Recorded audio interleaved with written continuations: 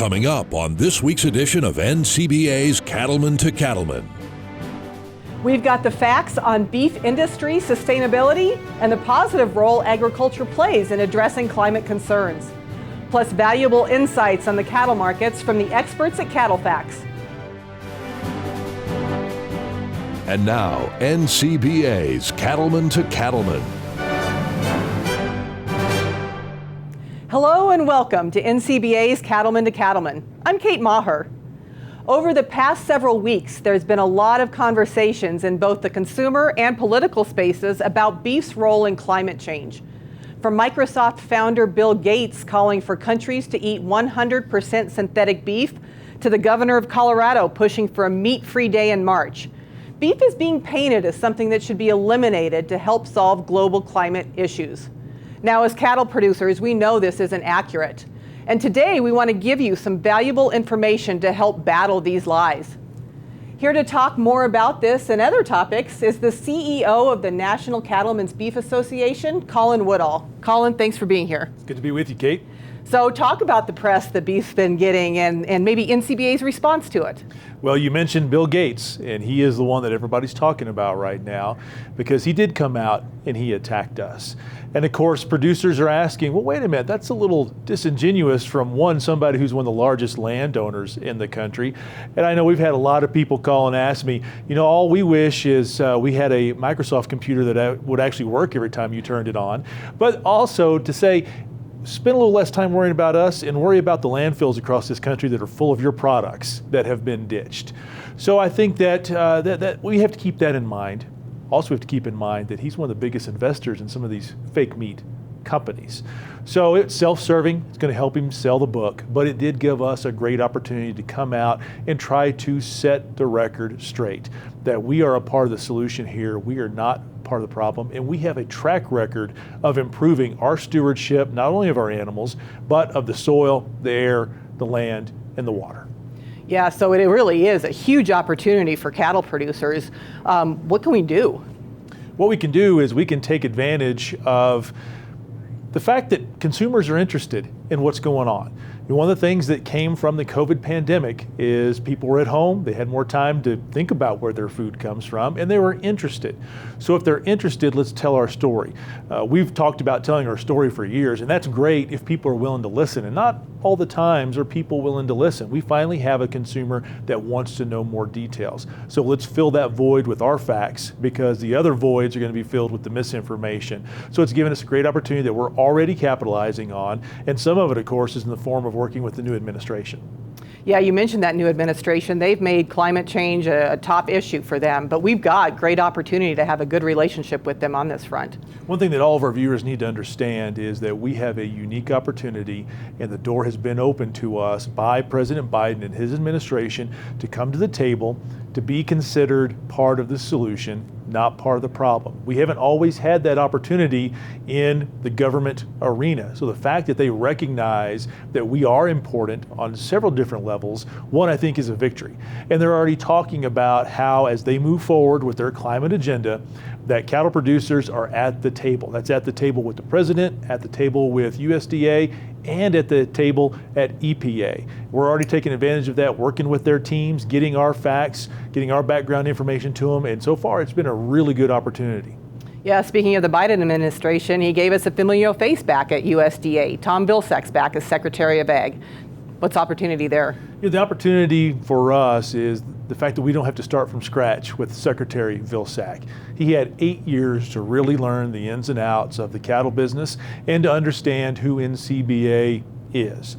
So we're starting with a chance to build off of where we were. That means that he's going to be more effective for us. We're going to be more effective in communicating with him, and I do believe that we'll have the chance to really create a big advocate in Secretary Vilsack to help us tell that climate change sustainability story. Yeah, and we can't talk enough about cattle markets, right? There's been some legislation introduced about cattle market transparency. Can you give us an update, please? Well, you're right, Kate. We spend a lot of time talking about sustainability these days because it is top of mind, especially with what the president has been proposing in terms of climate change. But there is more to what we are doing every day as an association, and one of those is working on cattle marketing issues. As you look back at the pandemic again, not only were we looking at the beef supply, but we were looking at just how hard impacted we were as producers by the changes in the marketplace. So we put together a working group to try to look at ways to increase price discovery, to increase cash trade. And so we have seen some of that in Senator Fisher's bill that she introduced here just a couple of weeks ago. The difference between what we're doing as an association and what she's doing as a legislator is she wants the government to mandate to us minimums of what has to be required as far as cash trade. We want to allow the market to work and use our voluntary approach. So we're going to continue to focus on this voluntary approach, measure against it, be able to report back to our producers, and hopefully keep the government at bay. You know, there's a role for government out there, and we just spent a lot of time talking about how we're going to engage with the government on climate change. But when the government comes in and tells you how the market should or shouldn't work, that always gets a little dicey. And of course, none of the work on the beef checkoff side of things that NCBA does as a contractor stopped during the pandemic, and we had a really nice win in that area recently. Yeah, we did. You know, our role as a contractor is extremely important to us, and it's completely separate from what we do on the policy side. There's a firewall there, a very clear firewall that says that we do not use those checkoff dollars to do anything in the policy arena. We use it for research and we use it for promotion. We had a huge holiday campaign. We were able to get back on broadcast television. We were on the Hallmark channel, and we were able to hit over 30 million consumers by doing that. But just last month, we sponsored the Beef It's What's for Dinner 300, which was a NASCAR Infinity Series race in Daytona. And in the course of a couple of hours on a Saturday afternoon, we hit 30 million consumers. So it was a great exposure for the Beef It's What's for Dinner brand, a great exposure for the industry, and more importantly, shows that checkoff being used for the producers. Yeah, consumers have got to feel good about the product that we're producing. They do, and they showed us last year when, in the height of the pandemic, when all they wanted was a little certainty, they just wanted a little safety and comfort, they cleaned out those beef cases. That's a good sign that we're doing the right thing. Great. Colin, thanks for all the work that you do every day. Really appreciate it. Thank you, Kate. Don't forget, every day the NCBA staff in Washington, D.C. and in Denver is working to create opportunities for profitability and long-term success for beef producers across the country. Join me in supporting this important work that protects our way of life by becoming a member of NCBA. Just call 866-233-3872 or visit the website ncba.org. Time now for Market Watch, brought to you by Heston by Massey Ferguson. Grilling season is just around the corner, and we're hoping that will add a little sizzle to these cattle markets. Joining us now is Tanner Aheron with CattleFax. Tanner, thanks for being with us today. I'm glad to be here. Thanks for having me. So what are you seeing for cow-calf producers? You know, the cow-calf market has really performed as we would expect so far this year. Been seasonal, coming off last fall's lows and trending higher into the spring. Now, with that said, Mother Nature will really dictate how high we can get this spring. You know, with dry conditions in some areas, it may hinder summer grazing demand. But as we think further on down the road, would expect the market to continue to be seasonal, and find a low this fall, but still be $10, potentially even $15 higher than what we saw last fall, as 2021 will mark the third straight year of a smaller calf crop. You know, while we are on the cow-calf segment, I think it's important to touch on the weather outlook, as it does look like the La Nina weather pattern is here to stay for at least through summer, and that usually means that drier conditions are expected for the most of the western half of the United States. And Tanner, what about cattle feeders? What's it looking like for them? You know, the market so far this year has really failed to gain much momentum. And in fact, so far we've spent 5 weeks at $114 a hundredweight. And a large part of that is due to the large on-feed population that we're still dealing with. As of February 1, the latest data point that we've received, on-feed inventories were the second largest for that time frame.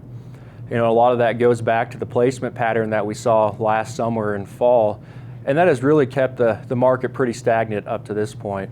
With that said, we still expect the market to trend higher into the spring, potentially reaching the low 120s before weakening into the summer. Now, as we get into the second half of the year, and especially the fourth quarter, those supplies should become a lot more manageable and be more favorable for the cattle feeder.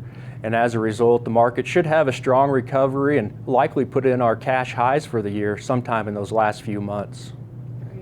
Well, Plant 21 is underway. It's planting season. What's the crop outlook look like? You know, the grains have really gotten a lot of attention here lately due to the tighter supplies and the strong exports. And because of those higher prices, we expect to see an increase in planted acres for both the corn and the soybeans compared to the last couple years, with the biggest growth on the soybean front. You know, we'll find out more details around those numbers when the USDA releases the prospective plantings report at the end of March, and then all eyes will turn to the growing season and the crop development. With that said, still expect the prices to remain well supported.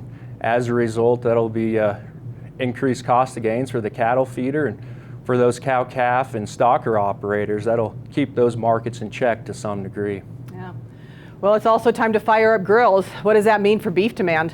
You know, that time of the year is always a strong demand period for beef, and we expect no different once again this year. And as we think about what's gone on over the last 12 plus months due to COVID, more of your consumers have had to learn how to cook and prepare beef at home. And you would like to think they're going to want to showcase those skills when the weather warms up and they can fire up those grills. And while all that's going on, when you have strong retail demand, strong grilling demand, there's likely a pretty good chance that we'll continue to see a food service business pick up as well. So we'll have some very interesting dynamics at play on the beef front over the next few months. Yeah, well, demand's always good. So, $1 million question, what's your best advice to producers for the rest of the year? Well, you know, to put it in simple terms, have a plan, stick to it, and be disciplined. But as far as the bigger picture goes, we're at the point in the cattle cycle where time is actually on your side as a seller, you know, especially as we get into the second half of 2021 and beyond. And for those that are a little more aggressive on the risk management side of things, with tighter supplies expected over the next few years, you may actually look to utilize more of an option strategy to leave more topside open as opposed to your typical futures hedge. But bottom line, you know, understand the market seasonals depending on which class of cattle you deal with, because the seasonals are still the most important thing to remember. Yeah. Tanner, thanks for your insights. We really appreciate it. Thanks for having me on. CattleFax provides producers with the tools they need to make profitable decisions. If you're looking for beef industry research, information, and analysis, then visit the website, CattleFax.com. Market Watch is brought to you by Heston by Massey Ferguson. Don't wish for great hay, demand Heston hay. Visit masseyferguson.us to learn more. And still to come on Cattlemen to Cattlemen, we'll tell you how the Beef Checkoff is working to help restaurant and food service leaders learn more about beef industry sustainability. Stay with us. We'll be right back.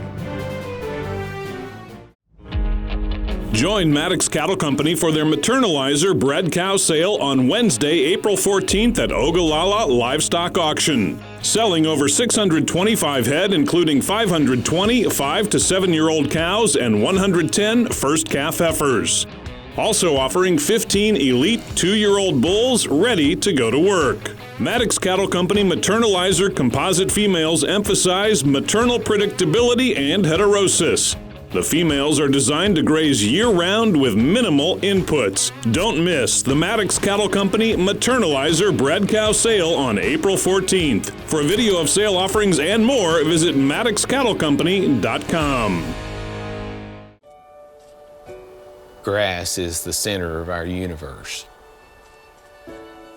We've got to have a grass program that we can count on and plan on. That's what we need to sustain us, to keep us growing, to keep us prospering.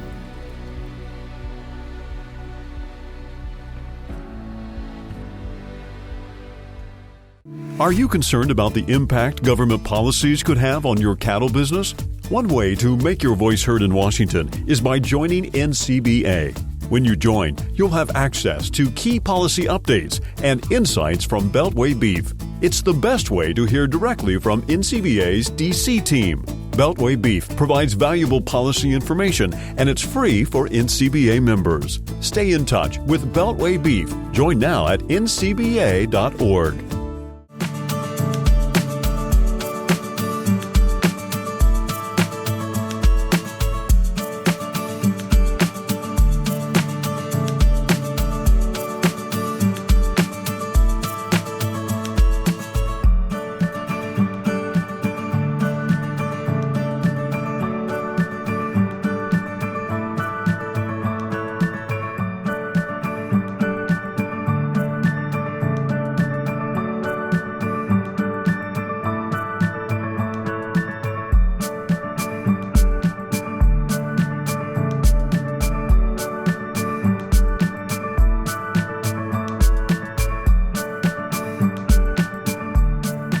You have an upcoming production sale to advertise? Then contact the Cattlemen to Cattlemen marketing team or your breed association to learn more. Promoting beef industry sustainability isn't just the job of producers. It's an important conversation to be had up and down the entire beef industry supply chain. Joining me to talk more about these efforts is Bridget Wasser. Bridget, thanks for being with us today. Yeah, thanks for having me. So it's really an issue that affects all portions of the beef industry supply chain. Tell us a little bit about the groups that you engage with. Yeah, sustainability is absolutely top of mind with food companies today in a lot of different ways. One is that they just want to understand it themselves as a company. They want to know about the products they're buying and they're selling, and they have to report to their stakeholders as well about how they're addressing topics like sustainability. And then certainly they need to be able to explain to their customers where their beef is coming from, how it's raised, and there's just a lot more interest in that right now. And so we found that supply chain companies, major retailers, major food service operators are looking for education on the topic. They're looking for the latest research, the latest resources on the topic, so they can inform themselves and then in turn inform their customers. So it's even their customers that are really driving a lot of this information. Now, your team recently hosted a series of webinars specifically targeted towards this group to provide them some of those resources. Tell us about those. Yeah, absolutely. We just hosted a two-part sustainability research webinar series to share predominantly the latest research on the topic, but also just to help answer a variety of questions that they may get from their customers. Overall, to help our broader supply chain feel more engaged and educated on the topic of beef sustainability. We talk to companies every day, kind of one-on-one, but to reach a broader audience, we do broader educational activities like webinars. We have an email newsletter, LinkedIn posts, so we can reach more than just the companies and the contacts we're talking to on a daily basis. Yeah, maybe talk a little bit about who was involved in these webinars, who attended, and what was their feedback? Well, we had really good attendance. We had about 250 folks on the first one, about 150 on the second, and it was attended by retail and food service operators, really different folks within those companies. Maybe they have a sustainability lead, or maybe they don't. Maybe it falls to the meat team or a marketing team, and it's somebody that really just doesn't have any background on the topic. We also had a lot of processors, packers, further processors. Those are kind of in the middle of the supply chain as well. And then we even had some educators. We had producers as well join us, just to kind of hear the latest again on the research in a kind of unique way through the webinar series. You know, you mentioned producers. Is there something that producers can do to support these efforts or recognize their place in the conversation?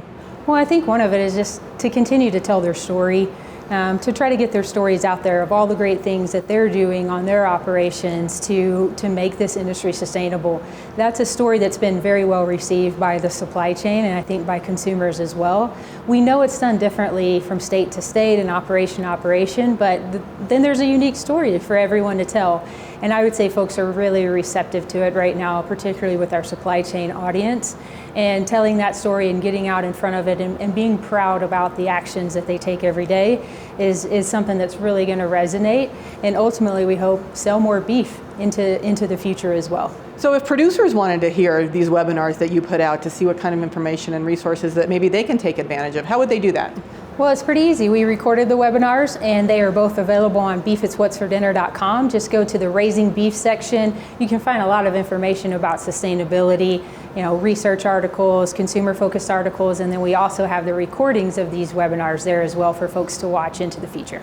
Great. Bridget, thanks to you and your team for this really important work that you're doing for us. Thanks so much. As Bridget mentioned, you can find these webinars plus many other valuable resources on beefitswhatsfordinner.com. Up next on Cattlemen to Cattlemen, we'll show you an online video series that offers a valuable look at how beef is raised. Stay with us. We'll be right back.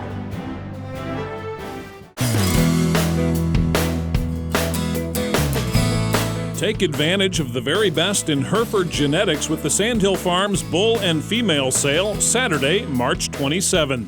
We've really tried to put a lot of carcass traits in our cattle. Ultimately, that's going to be a driver in price and profit. I buy bulls from Sandhills because in the end, there's more money in my pocket selling the end product. The Schultz family focuses on continuous genetic improvement of their Hereford cattle year after year. I view everybody that sits in the seats at our sale as our boss.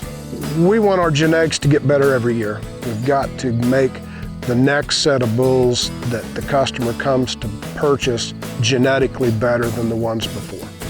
Sandhill Farms, the brand that exceeds your goals. Find out more at the website sandhillfarms.com. We didn't just design the 6M tractors with you in mind. We designed them with you by our side.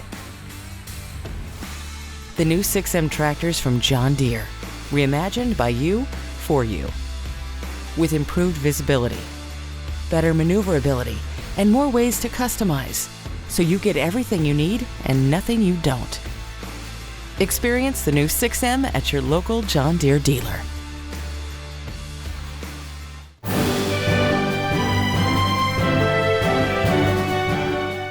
Recently, the National Cattlemen's Beef Association, as a contractor to the Beef Checkoff, partnered with a group of culinary professionals called Chef's Roll to create a series of videos highlighting the importance of the Beef Quality Assurance Program for both cattle producers and the chefs who serve beef. Each video follows a chef as they visit a cattle operation to learn how BQA practices are used to sustainably and responsibly raise high-quality beef. Here's a look at one of those videos. My name is Ryan Clark. I'm the executive chef at Casino del Sol in Tucson, Arizona. I'm a Tucson native, born and raised here. Absolutely love the local community. Worked here for about 15 years in the restaurant industry. Graduated from the Culinary Institute of America in Hyde Park, New York, and just love what I do. My name is Dean Fish, and I ranch here in southern Arizona near Nogales on the U.S.-Mexico border. Beef Quality Assurance. It's a program ensuring that beef producers do the right thing.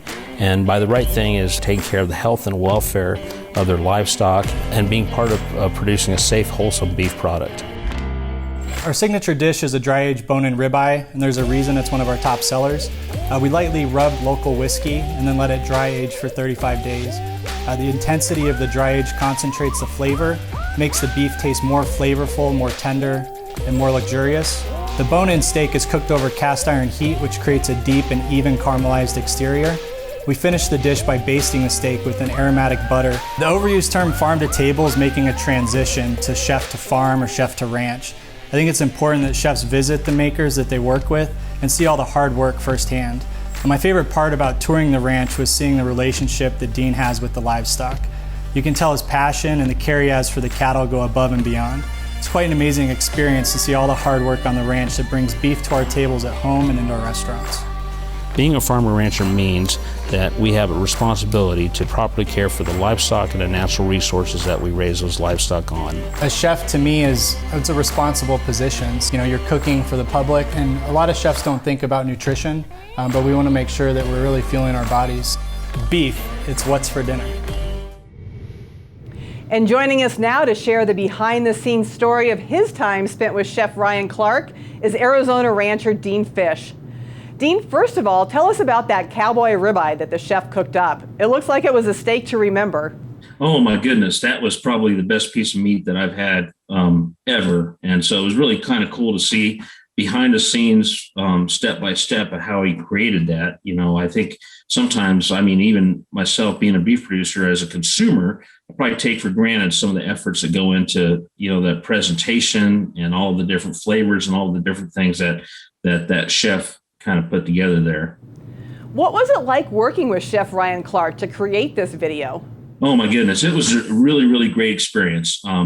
Chef Ryan is obviously one of the best in his field, and for certain one of the best that I've ever been around. And so, he came out to the ranch, and so I was able to kind of show him some BQA stuff and show him some of our production stuff. And actually, I don't know if you know this, but I actually cooked him and the crew dinner out here. And so that was a little bit intimidating for, some cowboy just on a, open fire, kind of cook him a little Mexican cowboy kind of like dinner.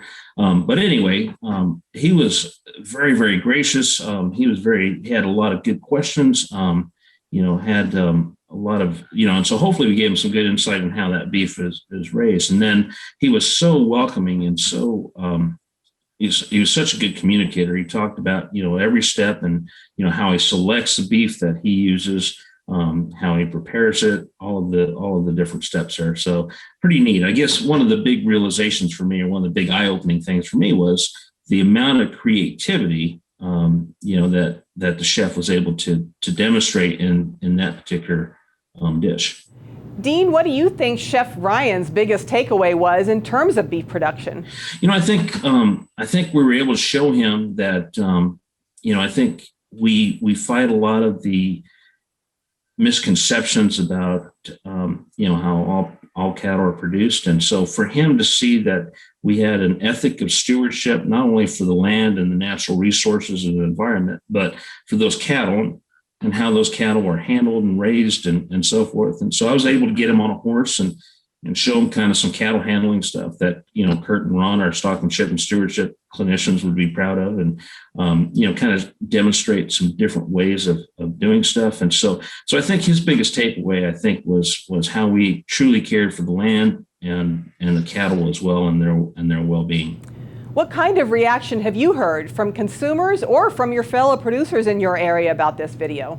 Well, most of them want me to invite Chef to their birthday parties and to have them have him prepare that same steak for them. I think there was quite a few views, and I'm not really way up on the social media stuff, but I think that there was quite a extensive reach. And so I've talked to a lot of different producers and different people in my circles that were pretty impressed with the job that Chef did with that beef, and how he was able to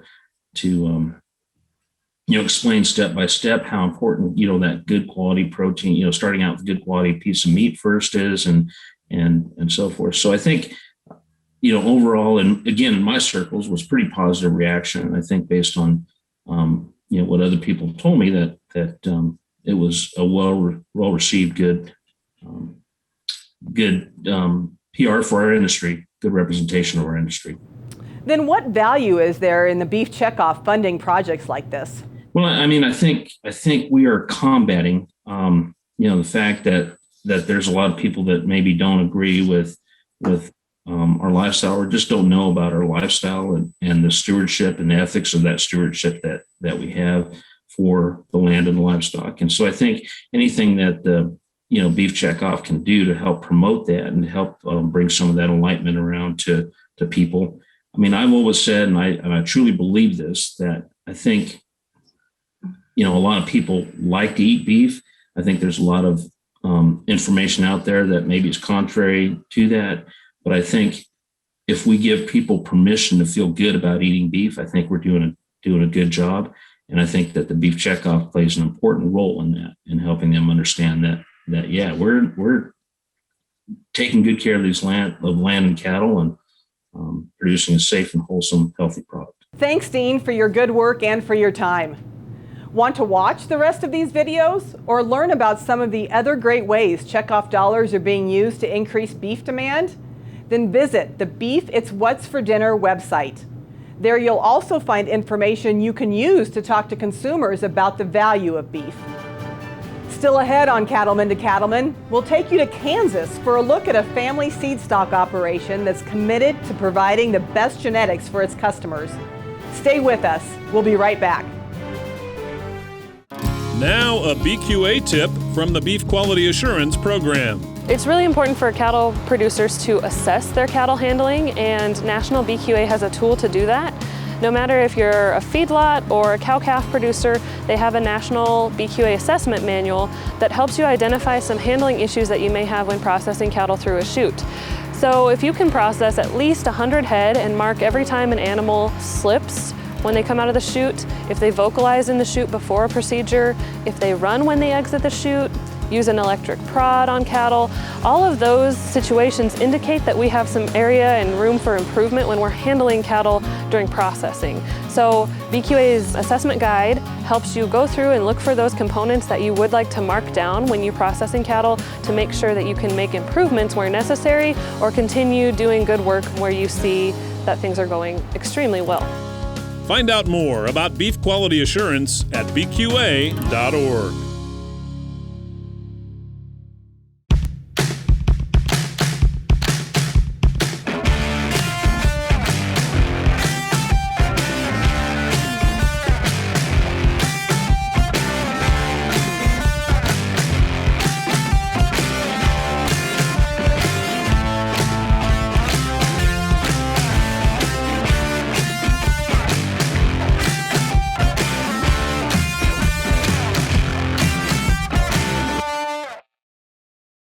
Are you ready for a better shot at profitability with a more consistent, more efficient cow herd? Then don't miss out on the maternal edge offered by Gelby and Baxter Genetics. Stayability and longevity is really a strength of the Gelby breed, and when these cows can remain in the herd 10 years or thereabouts, they return a lot of dollars to the producers. Research shows Gelby cows will stay in your herd longer with greater fertility and more pounds of calf weaned. It's the ability of that cow not only to have that calf unassisted, but to own that calf, to stay right there with that calf, to do whatever's necessary to get that calf going no matter what. No breed we work with does a better job of owning that calf and making sure that she's going to take care of than the Gelby breed. For cow-calf producers, the maternal traits offered by Gelby and Baxter Genetics are the smart, reliable, and profitable choice. Find out more at the website gelby.org.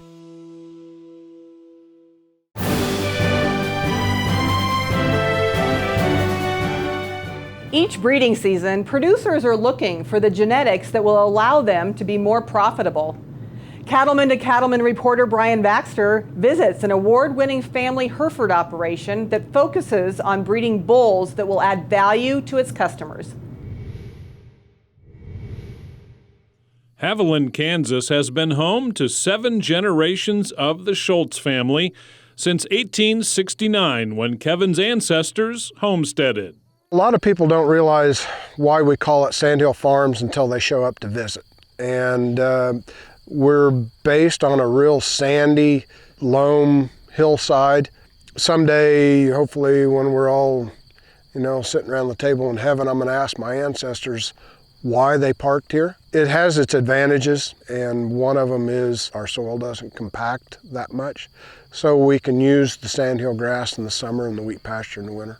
Kevin is the 6th generation here on the ranch, and our son Tyler is the 7th. So it's kind of exciting that our grandchildren will be the 8th.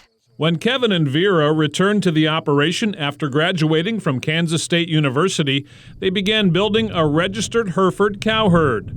Their goal was to make it as good as the commercial cows that were bred by Kevin's father and grandfather. We've been in Hereford operation since the 40s. That would have been my great-great-grandpa that started buying Hereford bulls. The reason we've stuck with it is because we have a lot of crossbreeding advantages that are just easy to give to our customers. So our commercial herd is managed just like any other progressive commercial operation, because we need to know what things are important to our customers so we can know that our genetics are going to add value or performance. When we're delivering or making bulls, we're always looking at what the environment is that our customers are using. We're always looking at making sure that they work well here, and with the intent that they'll work in other environments as well. Within the Hereford breed, we gain all these free lunches with crossbreeding and fertility. We are adding genetics such as carcass, such as growth, improving feet and legs and conformation. The Schultzes use data and technology to drive progress in the performance of their cattle so they can provide genetics that add value and profitability to all segments of the beef industry. In my opinion, there's different profit drivers for each segment of the industry. So the commercial industry has got longevity, fertility, and weaning a live calf. The feed yard industry, they need feed intake, they need rate of gain and health. And the packer needs quality of pounds, weight, and carcass value. And ultimately, the consumer needs a wholesome, flavorful, enjoyable, safe eating experience. What we try to do when we're gathering data is we want to add genetics that will enhance each one of those profit drivers. On the data side, we are very honest because we want to know exactly what our cattle are going to do for our customers. That's why we have used lots of technology, such as genomically enhancing the EPDs. We want our genetics to get better every year, and we can't know what those strengths and weaknesses are without the data. Wisdom is data, so we need more information to find out what we can do to make everything better. Sandhill Farms is committed to ensuring that all the animals in their annual production sale will ultimately help their customers profit. Last year we sold bulls into 16 states. Some of them will go up into Canada, a lot will go down into Texas. So it's really fun to get to know a lot of different people from a lot of different ranches. In our operation, our goal is to have our customers make money. Whether you're replacing that bull that you got from us at Sandhill or you're replacing a bull you bought from another breeder, we expect that new bull to be more profitable than the old bull. With a passion for learning and service, the Schultz family is involved in many industry organizations, including the Beef Improvement Federation. We were given the honor of being awarded Beef Improvement Federation Seed Stock Producer of the Year back in 2010. And I view that as like throwing a perfect game in the World Series. I mean, it's an award that's given by your peers. It's one of the more respected. For me personally, it's an honor. The reason we're involved in all of the organizations that we are is we want to give back and provide access to information so that we can help the industry grow and thrive and stretch and learn. And it's an education for us. With a foundation built by previous generations, plus a drive for constant progress, the Schultz family will continue to build toward the future. So I came back because I enjoyed the lifestyle and working with the cattle. Dad and Grandpa were able to teach me the skills needed to be successful on the ranch. I look to keep it going and improve to where the next generation, 8th or 9th, will have an opportunity to use what we've built. It's fun to be a part of something that has lasted this many generations, and yet we've progressed and added and changed into a different operation than we were generations ago. It's been really a blessing to be here with all of the years that we've put together, learn from the past, use the technology for the future, and try to use the wisdom that Dad and Grandpa and the rest of the previous generation gave us. From the sandy hills of south central Kansas, I'm Brian Baxter reporting for NCBA's Cattlemen to Cattlemen.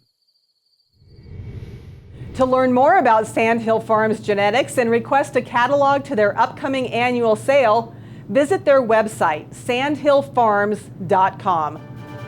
When we return, it's time for a visit with our good friend Baxter Black. Stay with us. That certain time in the day when you can take a deep breath, knowing your work is done. That's the feeling Aspen products can create. Cost-effective alternatives to name brands that deliver the same results. Qualaxin is one of them. Use it to prevent and treat respiratory disease in your herd. Then breathe easy. Find them at Animal Health International. At Leachman Cattle, we're committed to building more profitable cattle. As a third-generation seed stock producer, our family has been in this business for over 80 years. Today, we have the best technology ever to build more profitable cattle. Our dollar profit index is a leader in the industry to help you balance all the traits that drive your bottom line. Give us a call or go to www.leachman to learn more.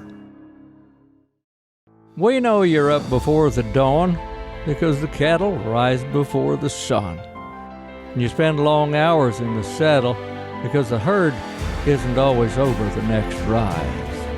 And you care for the land because you know it takes care of your family. And we know you do great work. And it's time to tell that story to the marketplace. IMI Global is here to help you do just that. Living in town, boys, it's hard. Lord, it's hard. Even the dog don't like the backyard. Spent all my life on the back of a horse. And that's a life I'd be glad to endorse, except I've got a new baby and a kid starting school, and it's tough to pay bills riding colts and packing mules. And so we gave notice and moved into town, but it's just for a while, till we get down to buy us a place to run a few cows. And a horse for the kid, 'cause she ain't got one now. And a place where my wife can look up at the stars and hear crickets, coyotes, not a chorus of cars. Maybe I'm dreaming. Dreaming's okay. They help an old cowboy to get through the day. They give him old brain some time to unwind, knowing tomorrow it's back to the grind. And I'll pet my old dog before I turn out the lights. He's wishing like me we was elsewhere tonight. But for the time being, our dreams have to wait, 'cause reality comes every morning at 8.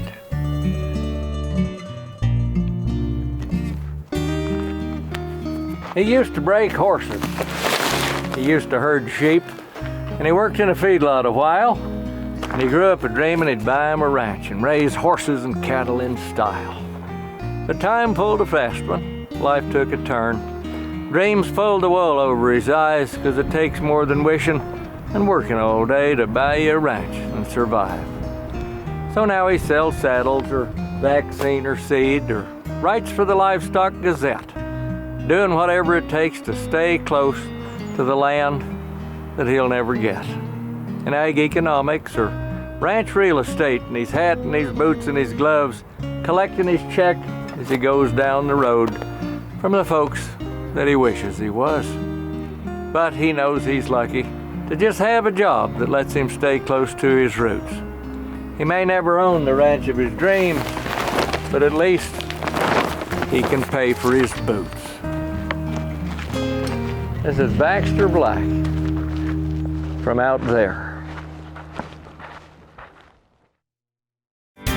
Cattle producers across the country work hard to care for their animals and their land. The USDA's Natural Resources Conservation Service is there to help. Find out how you can work with NRCS to develop a conservation plan for your operation. Find possible funding resources for implementing conservation practices, or get free expert advice on ways to improve your farm or ranch. Visit the website nrcs.usda.gov today. It's time to tune in to Tennessee for CattleCon 2021. CattleCon is the oldest and largest event in the beef cattle industry, and we're headed to the Music City, a city filled with the best music, great food, and some down-home southern hospitality. And you can't afford to miss the huge NCBA trade show. It's our Super Bowl event. It's where all the producers come. We gain a lot of knowledge from producers who we've come to know over the years. There's no better place for cattlemen and women to learn, have fun, and connect with fellow producers from across the country. The value of it is I get to connect with tons of different producers around the United States and be able to learn from different people as well as meet and network with tons of different companies. Dynamic speakers, unbeatable education, all for cattle producers. So plan to tune in to Tennessee for CattleCon 2021. Visit convention.ncba.org for more.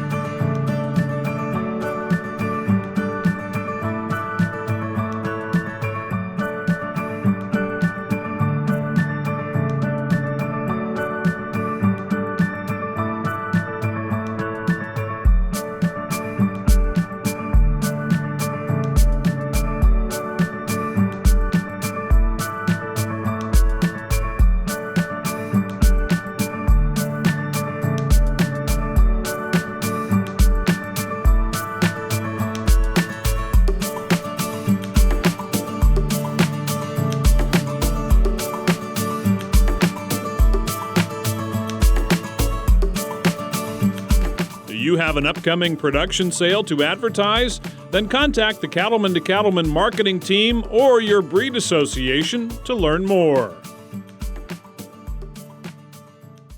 When challenges come up in the U.S. beef industry, it's often the state cattle associations on the front line working to defend the industry.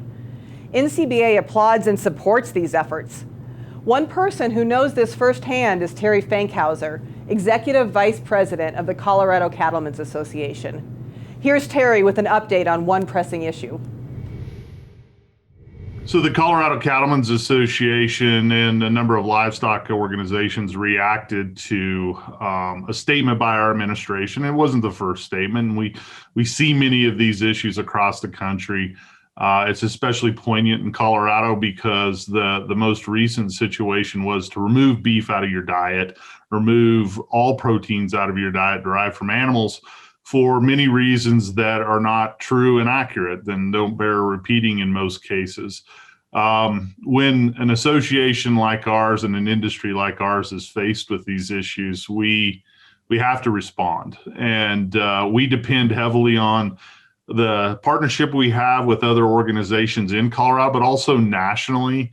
Specifically, the National Cattlemen's Beef Association provides us with a great deal of factual science-based information related to the products we produce, but also related to how we produce them. So it's a team effort, but we're on the front lines of this today. And what we've decided to do when our administration essentially detracts from the industry and actually asks people, in some cases that are very food insecure, don't know where their next meal is coming from, to take a readily available nutritious product like beef out of their diet, we respond fairly resoundingly, but we do it positively. And I think that's important because we want to bring more citizens in support of the beef industry because we're just, we're a fraction of a percent of the population. So we're doing a few things in Colorado. One is that we've coined this Meat In movement, MEAT in movement, hashtag Meat In, along with our hashtag Better with Beef, to be able to go into restaurants and see if they would offer a meat special on March 20th. And you can meet in with your family and friends, patronize those restaurants and restaurant workers that they've suffered through this pandemic. Many restaurants, 500 restaurants have closed in the metro area of Denver alone because of the pandemic. So we're going to support them. We're asking people to go to those restaurants on March 20th, but around the state, also beef producers are celebrating with events and bringing the public. We'll feed literally thousands of people throughout rural Colorado free of charge from the beef industry. The last thing that we're going to do is we're donating proceeds to Beef Sticks for Backpacks program, which is a program started here in Colorado, and it also exists in Texas and other states to feed hungry children, but donating to the needy, the hungry, the homeless. You can go to coloradocattle.org and click the Meet In tab, or find us on any of the social media threads. Look for hashtag #MEETIN, meet with an A, or Better with Beef, and you can support that program in a wide variety of ways. We're partnering with companies like Cheeky's to sell some clothing, and all of those proceeds go to benefiting this initiative as well. And with that, it's just really encouraging to see engagement in the industry as well. Producers are standing up and supporting their neighbors, but also the individuals that live within the metropolitan areas. So we appreciate NCBA's support and all of our producers. For more on Colorado's efforts to support their local communities and beef producers, visit their website at coloradocattle.org. To catch up on any episodes of Cattlemen to Cattlemen you might have missed, be sure to check out our YouTube page. It's got replays of all our shows, which are filled with educational segments and industry stories from around the country. So check out and subscribe to the Cattlemen to Cattlemen page on YouTube. We're wrapping up this week's show with legacy photos. These are great shots submitted by our viewers of daily life on their farms and ranches. Let's take a look.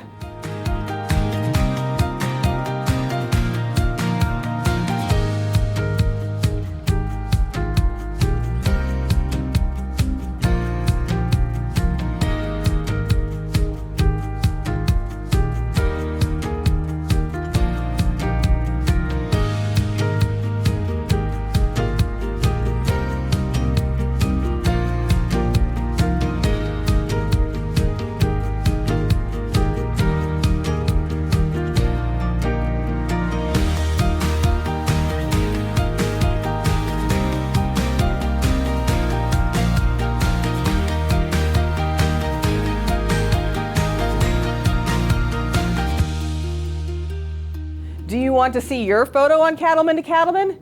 You can submit your favorite shots a couple of ways. Message them to us on the Cattlemen to Cattlemen Facebook page, or email them to c2c@beef.org. Send them our way, and we may use them on a future episode. That wraps up this edition of NCBA's Cattlemen to Cattlemen. I'm Kate Maher. Thanks so much for spending time with us. We'll see you again next week, right here on RFD TV.